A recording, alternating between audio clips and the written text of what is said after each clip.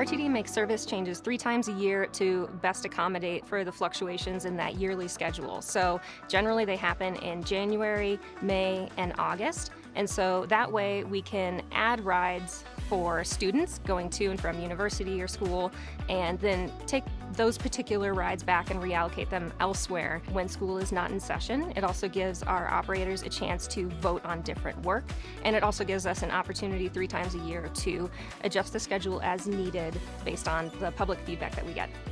How RTD determines which routes to update is based on a number of factors, one of which being operator feedback.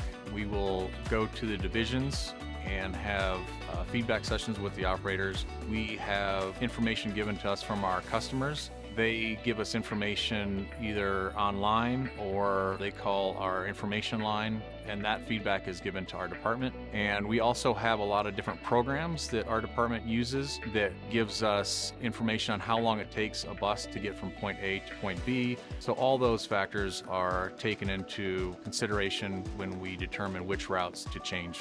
The process for public input is pretty straightforward. They can either do that by visiting our website or calling the RTD number directly. And we also hold public meetings. And then we also have virtual meetings, which has been nice because it's allowed more of the public to participate in our public outreach.